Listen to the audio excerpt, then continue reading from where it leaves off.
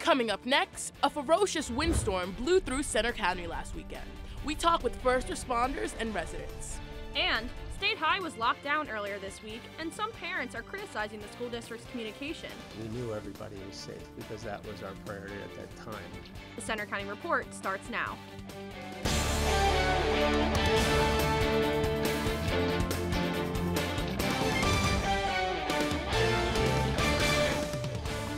Good afternoon, I'm Emanuela Blanc. And I'm Haley Brown. Thanks for joining us. It's March, but winter is still hanging on. Center County got another shot of snow overnight and into this morning, and more is on the way this weekend. Here's our weather anchor, Patrick Wright, with an update. Patrick? Well, we did get some snow, 1.9 inches to be exact, over at the Walker Building at University Park, and that has left us right now with a generally cloudy sky across most of central Pennsylvania, and they will be hanging around throughout the day, but that's just a buffer before we head into our next system this evening, where the snow showers will start to build in overnight tonight, giving us probably another inch or so into tomorrow morning. But then that sets us up for a generally calm day tomorrow, right before the possibility for another the first nor'easter for the season to move its way through the region as students head home for spring break. I'll have more on that system coming up later on in the program. Back to you at the desk. Today it was snow, but earlier this week, a major windstorm left a trail of destruction. I went out to check out the damage in State College area. It's been a week of cleaning up across central PA after a wild windstorm blew through the state. This is just one of the scenes of damage. A tree smashed into a home on Breezewood Drive in Ferguson Township. The tree crushed sections of the roof and walls and pinned the owner inside. We've been to trees into cars and homes before, but never with anyone pinned under the roof of the structure. So it was a first for a lot of us. The homeowner was rescued from inside and taken to Mount Nittany Medical Center for treatment, according to the Alpha Fire Company. Official wind gusts hit 56 miles an hour in State College, but some areas saw higher gusts. The wind was reported to be 60 miles per hour and caused destruction like this behind me, and in other areas around Ferguson Township. The winds blew down trees and power lines, knocking out power to tens of thousands across central and western Pennsylvania. A State College resident told us downed branches on the road made driving dangerous. I ran over this giant stick this big, I heard it go underneath my car and it was crazy. The winds finally died down by Tuesday, but for many people around the area, it's been a full week of cleaning up. In Ferguson Township, I'm Emanuela Blanc for the Center County Report. As bad as the wind was here, it was nothing compared to the highest peak in Northeast. During the windstorm this week, Mount Washington in New Hampshire recorded a gust of 144 miles an hour. Police have released crime numbers and other stats after State Patty's Day weekend, and they say they're encouraging. State Patty's Day is a so-called Penn State student drinking holiday, and police and the university have been trying to reduce the impact on the community for years. Last weekend, the number of total crimes reported, arrests, and calls, both State College and Penn State police saw a major drop from last year. In most cases, the numbers are the lowest in the past 9 years. State Patty's Day has always had a controversial history in State College. Reporter Maddie Beertemple takes a closer look at the event and why many residents don't like it. Last weekend, Penn State students celebrated State Patties, the student-created drinking holiday that's been happening since 2007. It's caused concern among State College residents, including Jacob Bursable, who's lived in the area for more than 10 years. The student population has kind of accrued a culture of selfishness and kind of damaging relationships between themselves and the town that they're inhabiting.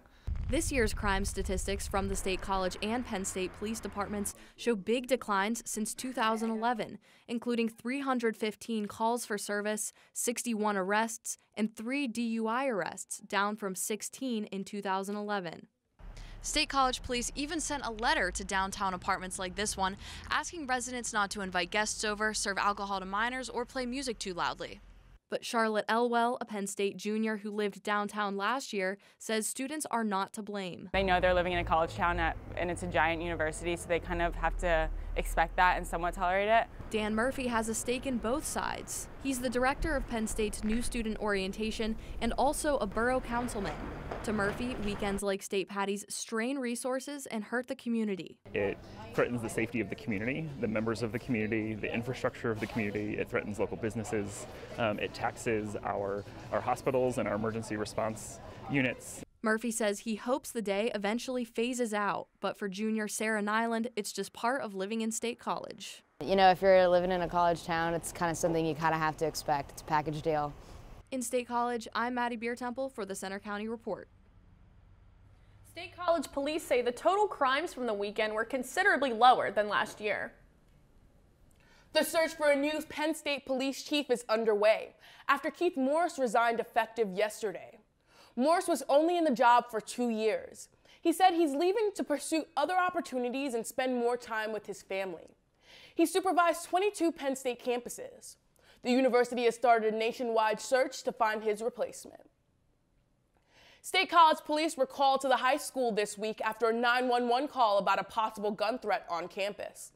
School resource officer John Ashton investigated and found a student had brought a bullet into school and was showing it to other students. But rumors spread that the student also had a gun. Many students told their parents, resulting in a 911 call and a 10-minute lockdown of the school. The investigation found the student did not have a gun. Police Chief John Gardner said the school took every precaution it could. Absolutely. In this day and age, when you hear somebody with a gun, in any social setting, but in particular a school, I'm not going to sit here and say it was an overreaction or whatever. I think it's, like in your words, better safe than sorry. And we're going to continue to respond like that every time we hear something like that. Do you know the manner in which the bullet was displayed? All students and employees of the school were safe through the incident. Chief Gardner and the school are continuing to investigate whether anyone involved might face charges. February typically is the high point of the winter flu season, but how does this year's flu season stand compared to recent years? Reporter Logan Westrope takes a look. The calendar just turned to March, but flu season is far from over. The Centers for Disease Control lists the flu as widespread in Pennsylvania in its latest weekly report. But Penn State University's Health Services says it's not as bad as last year. Last year was an unusually bad season. It was the worst since the pandemic of 2009. The CDC says from October 1st through February 16th, there have been 17 to 20 million flu cases across the country. Just in the last several weeks, many states have shown a spike in the flu, according to the Influenza Surveillance Report. It turned from green to red in a matter of weeks. So far, nearly 225,000 people have been hospitalized. Roughly 18,000 have died from the flu so far this year, compared to the 2017-2018 season at nearly 80,000 deaths. Chris Long is a Penn State student who's been sick for several weeks. He hasn't officially been diagnosed with the flu, but he says it's been rough. As far as flu symptoms, yeah, I mean, occasionally I get headaches, like sinus pressure headaches. I mean, obviously the sore throat. If flu-like symptoms happen to you, experts say it's best to get checked out by a doctor. Still, doctors say some of the best ways to stay healthy throughout the flu season is just simply turn on the water, grab antibacterial soap, and wash your hands thoroughly throughout the day. You can get the flu more than once. That's why the vaccine is still the best thing we can do to prevent the flu, as well as to decrease the potential for complications from the flu. In State College, I'm Logan Westrope for the Center County Report. The past 2 seasons on Penn State's University Park campus had flu cases lasting well into May. As you heard earlier, we're not done with winter weather yet, unfortunately. Patrick Wright is back with a 7-day forecast in a few minutes. Plus, some Penn State students have alternative plans for next week's spring break, and it has nothing to do with laying on a beach. Also coming up, after years of delays, PennDOT is ready to get going on a major highway project in our area. We'll tell you where the changes will start and when they'll be done.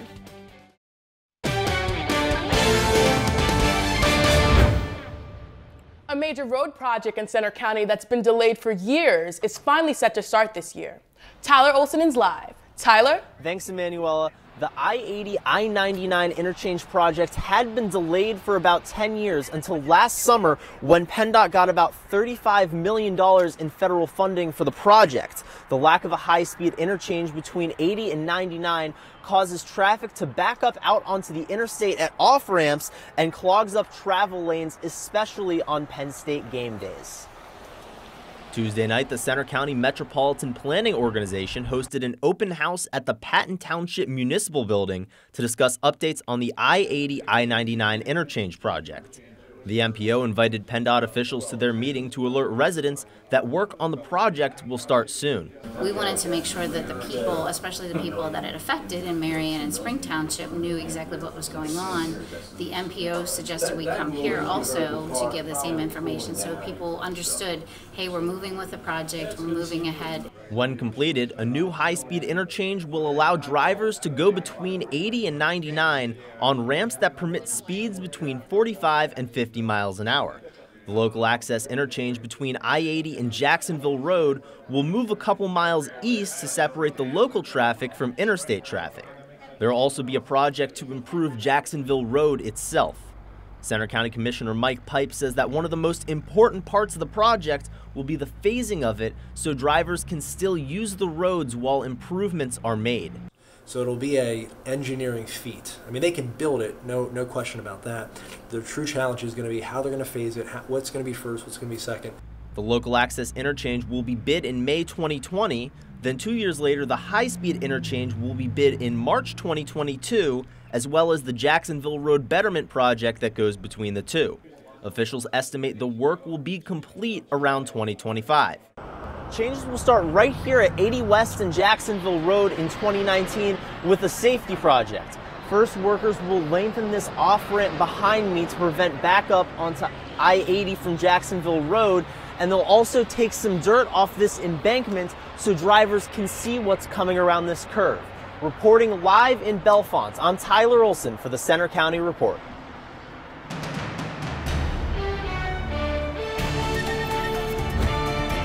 As I'm sure you noticed in the sky behind Tyler, the clouds are hanging around across most of central Pennsylvania, even over Beaver Stadium right now. There was some snow on the camera earlier, but we're going to take a look at the temperatures around the central portion of Pennsylvania. 28 degrees here in State College, 27 down in Altoona, and 28 up in Clearfield. And that's going to be the general spread for most of the state. 30 degrees up in Erie, 33 in Pittsburgh, and you know, it's not that often that you see Philadelphia getting in on the same temperatures as almost the rest of the state, over at 33 degrees and 34 up in Scranton. So what do we expect for the numbers for today? We do expect a high of 35 degrees with a generally mostly cloudy sky. We could see some drizzle here and there, but overall it's not going to be that bad, just dealing with some of the clouds. Now in terms of tonight, we do expect some snow to move in, 1 inch or so possible here in State College, 25 degrees for a low, and those winds will remain calm throughout the day today and into this evening. But if you're heading out for traveling into, well, heading home, State College for tomorrow on Saturday, 38 degrees for a high, 25 for a low.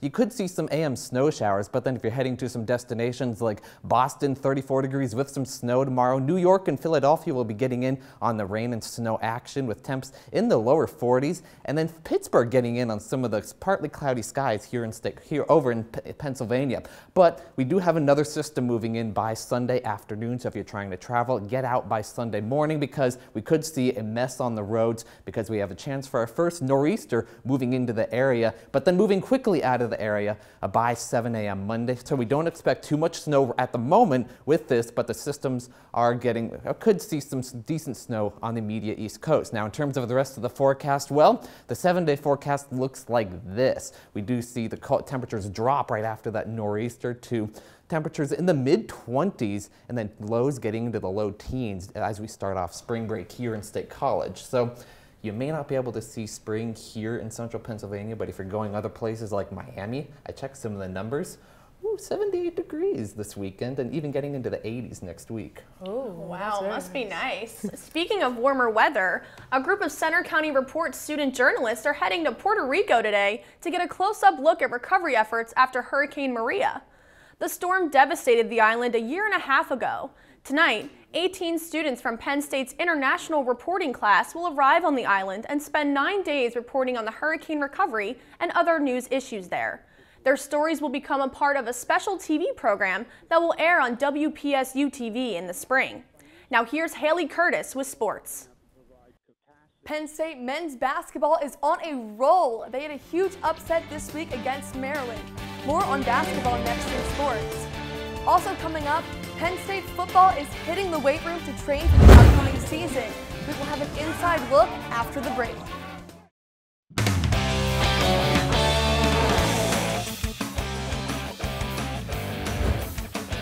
I'm Haley Curtis with sports.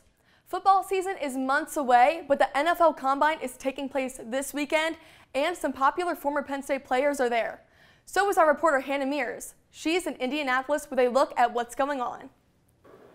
I'm Hannah Mears here at the 2019 NFL Combine. Behind me was where the bench press just took place for offensive linemen and running backs.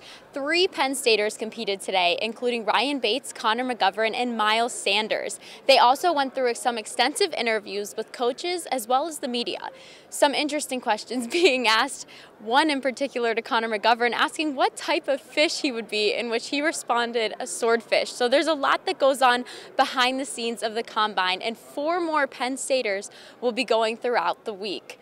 However, this bench press was such a sight to see. There was fans here cheering people on, as well as the guys getting together and rooting for each other to get that one last rep.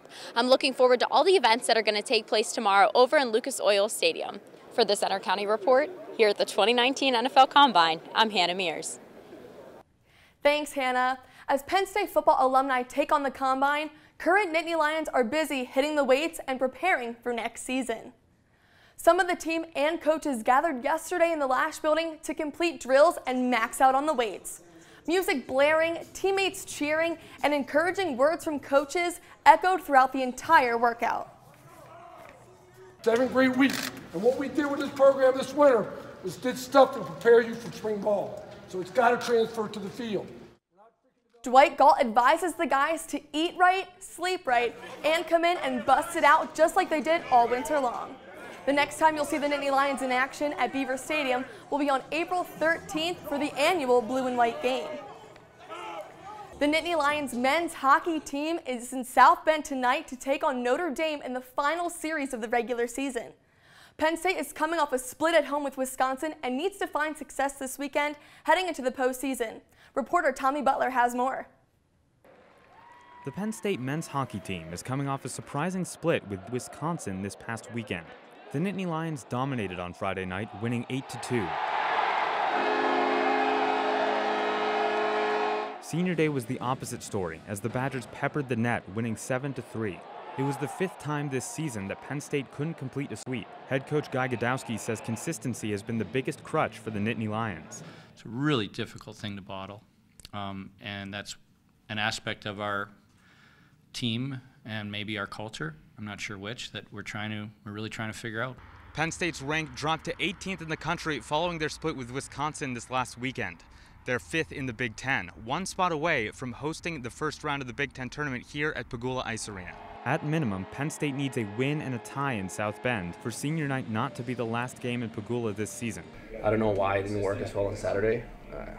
I wish I had an answer. So I'm just looking forward to this Friday, and hopefully we'll connect again. The Fighting Irish are currently taking up that coveted 4th spot, tied with Michigan for 3rd in the conference, 2 points above the Nittany Lions. Notre Dame's netminder Cale Morris will be one of the biggest threats to soil Penn State's plan.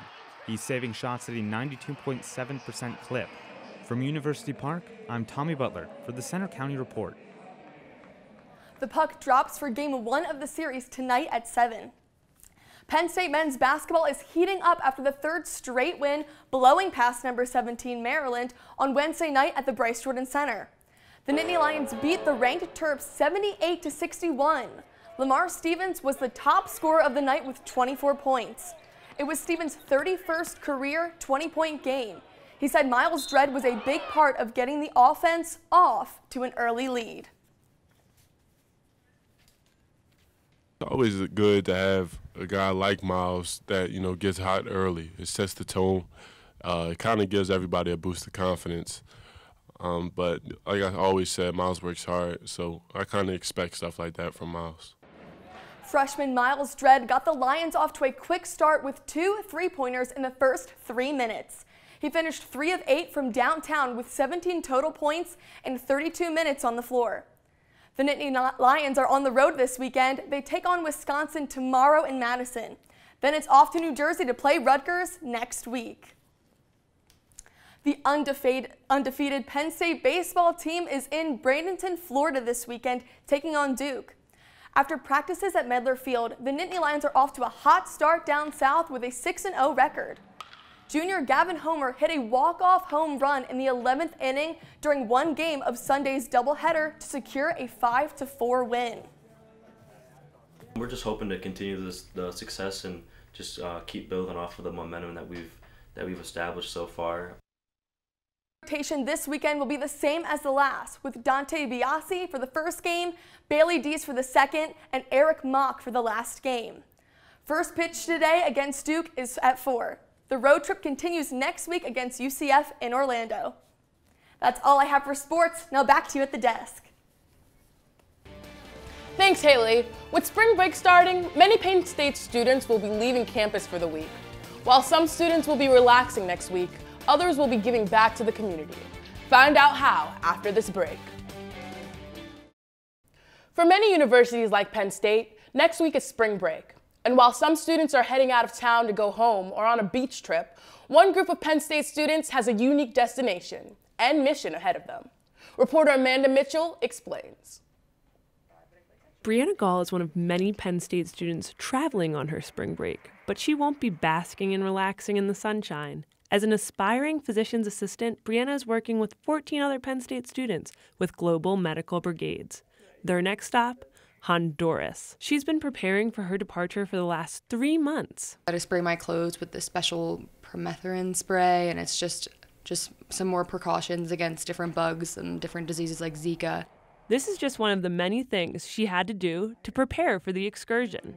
The Medical Brigade will be providing medical care in a rural Honduras community next week. Global Medical Brigades, it's the largest student-run organization that's nonprofit that provides public health and medical care to countries across the world. A medical brigade works to provide communities with sustainable health care. Students will put on a 3-day clinic that provides physical exams, dental treatments, and educational lessons covering various healthcare needs. You're not going in and leaving. You're going in, and the end goal is that we never have to come back. The brigade takes off today with hopes of making sustainable change to the community.